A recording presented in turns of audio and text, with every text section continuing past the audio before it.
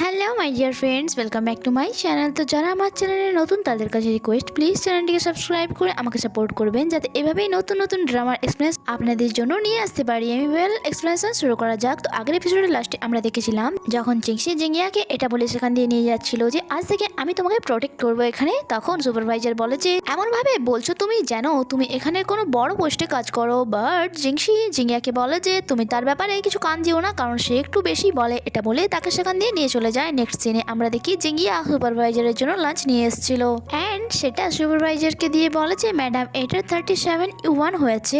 And supervisor বলে যে ওকে, আমি এখনই তোমাকে ট্রান্সফার করছি। যখন সে ট্রান্সফার করে জিঙ্গিয়া দেখে যে সে তো তাকে 30 ইউয়ান ট্রান্সফার করেছিল, যখন কি লাঞ্চটির দাম 37 ইউয়ান ছিল। তখনই সেখানে চিংসি চলে আসে এন্ড সুপারভাইজারকে বলে যে ম্যাডাম মনে হচ্ছে ম্যাথে আপনি অনেক বেশি উইক, যার কারণেই তো জিঙ্গিয়া সকালে আপনার জন্য ব্রেকফাস্ট এনেছিল যার রেট ছিল 66 ইউয়ান, যখন কি আপনি তাকে 60 ইউয়ান দিয়েছিলেন। অ্যান্ড এখনও সে আপনার জন্য লাঞ্চ 37 ইউয়ান দিয়ে নিয়ে এসছে, বাট আপনি তো তাকে 30 ইউয়ান দিলেন। সুপারভাইজার বলে তাতে কি হয়েছে, আমরা কলিগস, তাই এইটুকু তো হতেই পারে। চিংসি বলে যে আচ্ছা, তার মানে আপনার মনে হচ্ছে আপনি ঠিক করেছেন। ওকে, এটা ভাবুন যে যদি গড আপনার ভাগ্য তৈরি করার সময় আপনার বেঁচে থাকার আয়ু 66 ইয়ার হওয়ার কথা ছিল, বাট গড 66 লেখার জায়গায় 60 লিখে দিল, তাহলে আপনার কেমন লাগবে? যা শুনে সেখানে বসে থাকা বাকি কলিগসরাও তার উপর হাসছিল। আর সুপারভাইজার অনেক বেশি এম্বারাস ফিল করে এন্ড জিঙ্গিয়াকে তার বাকি টাকা ট্রান্সফার করে দেয়। এরপর জিঙ্গিয়াকে সেখান দিয়ে নিয়ে যাওয়ার সময় বলছিল যে যতক্ষণ আমি তোমার সাথে আছি তোমাকে এই অফিসের কেউ বলি করতে পারবে না, যখন কি সুপারভাইজারের তো অনেক বেশি রাগ হচ্ছিল। নেক্সট সিন আমাদেরকে নাইটে দেখানো হয়, যেখানে জিংসি তার সব কাজ শেষে জিঙ্গিয়াকে একসাথে যেতে বলছিল, বাট তখনই সেখানে সুপারভাইজার চলে আসে এন্ড তাদেরকে যাওয়া থেকে আটকে দেয় এন্ড বলে প্রেসিডেন্ট তোমাদের অ্যাডভার্টাইজমেন্টের ফাইল রিফাইন করার জন্য দিয়েছিল, তা আমাকে তাড়াতাড়ি দাও, কারণ সামনের মন্ডে থেকেই এটার ফিল্মিং স্টার্ট করতে হবে আমাদের। চিংসি বলে যে বাট ওই ফাইলটি তো এখনো রিফাইন হয়নি, কারণ আমাদেরকে বলা হয়েছিল অ্যাডভার্টাইজমেন্ট পরের মাস থেকে শুরু হবে, বাট হঠাৎই মন্ডে কি করে হয়ে গেল? সুপারভাইজার তো মিছিমিছি তাদেরকে বুলি করতে চাইছিল এন্ড সে বলে যে এখানে সুপারভাইজার আমি, তাই আমি যেটা বলবো সেটাই হবে, তাই আজকের মধ্যে যদি না এই ফাইলটি রেডি হয় তাহলে আমি তোমার দুজনকে ফায়ার করে দেবো। এটা বলে সে তো সেখান দিয়ে চলে যায়। আর না চাইতেও চিংসি অ্যান্ড জিঙ্গিয়াকে সেই প্রজেক্টের উপর আবারও কাজ করতে হয়। কাজ করতে করতে অনেক রাত হয়ে গিয়েছিল অ্যান্ড জিঙ্গিয়া বলে যে আমি অনেক বেশি ক্লান্ত হয়ে গিয়েছি অ্যান্ড আমি যদি না ঠিক করে ঘুমোই তাহলে আমার চোখের তলায় ডার্ক সার্কেল পড়ে যাবে। এখন থেকে আমার ফেসে রিঙ্কেলস আসা শুরু হয়ে গিয়েছে। জিংসি জানতো যে সে ইন্টারনি, তাই এইসব ইস্যু তাকে ফেস করতে হবে অ্যান্ড সে বলে তুমি চিন্তা করো না, আমার এটা ফেভারিট প্রোডাক্ট, যদি তুমি এটা ইউজ করো তাহলে তোমার সব প্রবলেম সলভ হয়ে যাবে। এখন তুমি বাসায় ফিরে যাও, আমাদের বেশিরভাগ কাজই হয়ে গিয়েছে আর যেটা বাকি আছে সেটা আমি কমপ্লিট করে নেব। জিঙ্গিয়া বলে যে পাক্কা তুমি করে নিতে পারবে? চিংসি বলে ইয়েস মাই ফ্রেন্ড, তাই তুমি বাসায় ফিরে যাও। অ্যান্ড জিঙ্গিয়া চলে যাওয়ার পর চিংসি সেখানে একা থেকে যায় আর সে মাঝরাত পর্যন্ত সেই প্রজেক্টের উপরেই কাজ করছিল।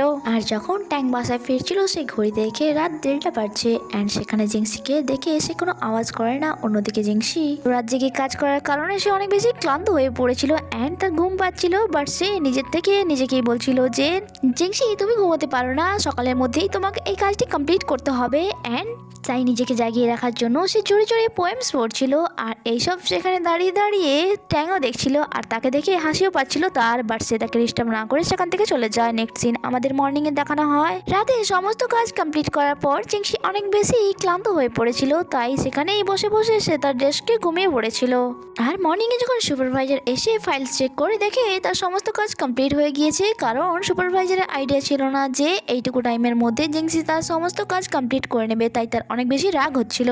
বাট সে বলে জিংসি এবার তোমার সাথে আমি যা করব তার জন্য দায়ী তুমি হবে। সুপারভাইজার ওই ফাইলটি নিয়ে প্রেসিডেন্টের কাছে যায় অ্যান্ড সেখানে গিয়ে জিংসির অনেক বেশি দুর্নাম করছিল যে জিংসি তো একটা কাজও ঠিক করে করতে পারে না, শুধুমাত্র সারাদিন বসে বসে টাইম নষ্ট করা ছাড়া। অ্যান্ড তার এই সমস্ত কাজ আমার একদম পছন্দ হচ্ছিল না, তাই আমি একাই এই ফাইলটি রিফাইন করে নিয়েছি, তাই প্লিজ আপনি এটা একবার চেক করে নিন। ট্যাঙ্ক বলে যে আচ্ছা তুমি এই ফাইলটি রিফাইন করেছো অ্যান্ড তখনই সেখানে চিংসি চলে আসে অ্যান্ড বলে যে সুপারভাইজার মিথ্যে কথা বলছে, কারণ এই ফাইলটি আমি অ্যান্ড ইন্টার্নি দুজনে মিলে রিফাইন করেছে অ্যান্ড সুপারভাইজার শুধুমাত্র সেটা চুরি করে এখান পর্যন্ত নিয়ে আসার কাজ করেছে।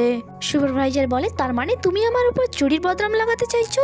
নিজে তো সারাদিন কিছু না কাজ করে এদিক ওদিক ঘোরাফেরা করো আর করে টাইম নষ্ট করো, এন্ড এখন আমাকে তুমি চোর সাজাতে চাইছো। যখন আমার ইমেজ খারাপ করার জন্য ওকে মেনে নিলাম আমি এটা চুরি করেছি এন্ড এটা তোমার ফাইলস, বাট এটা তোমার কাছে কি প্রমাণ আছে? জিংসির কাছে তো কিছু প্রমাণ ছিল না, বাট সে কিছু বলতো তার আগে সেখানে জিনিয়া চলে আসে এন্ড বলে জিংসি সত্যি বলছে। কাল রাতে আমি এন্ড সে মিলে এই ফাইলসটি রেডি করেছি। যখন কি সুপারভাইজার তো এখনো মানতে রাজি হচ্ছিল না এন্ড সে জিনিয়াকে বলে, তুমি অফিসের সামান্য এক ইন্টার্ন, তোমার সাহস কি করে হলো মাঝে কথা বলার? আর যা শুনে ট্যাং আর চুপ থাকে না এন্ড সে দাঁড়িয়ে বলে যে তোমার কি করে সাহস হলো ওনার সাথে এমন রুডলি বিহেভ করার? কারণ উনি এই কোম্পানির সব থেকে বড় শেয়ার হোল্ডার। যা শুনে জিংসি এন্ড সুপারভাইজার দুজনেই শকড হয়ে যায়। কি সব থেকে বড় শেয়ার হোল্ডার? এন্ড জিনিয়া বলে যে ওকে, এখন যখন তুমি জানতে পেরে গিয়েছো তার কোম্পানির সব থেকে বড় শেয়ার হোল্ডার হওয়ার অধিকারে আমি তোমাকে এখনই ফায়ার করছি এন্ড তার গার্ডসকে বলে যে তাকে এই কোম্পানির বাইরে ফেলে দিয়ে আসতে।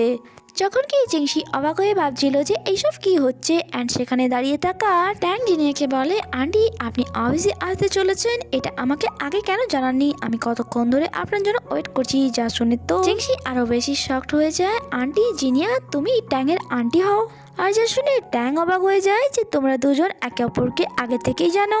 জিনিয়া বলে, অ্যাকচুয়ালি আমি কোম্পানির প্রাইভেট ভিজিট করতে এসেছিলাম, বাট এখানে এসে সব থেকে বড় রিওয়ার্ড জিংসিকে পেয়ে গেলাম, আর তার সাথে সাথে আমি তোমার গার্লফ্রেন্ডও খুঁজে নিয়েছি, আর যা কেউ না জিংসি। যা শুনে তো ট্যাংয়ের মুখ হাঁ হয়ে যায় এন্ড এখানে এই এপিসোডই শেষ হয়। আগে কি হয় তা জানতে স্টে কানেক্টেড। Bye bye.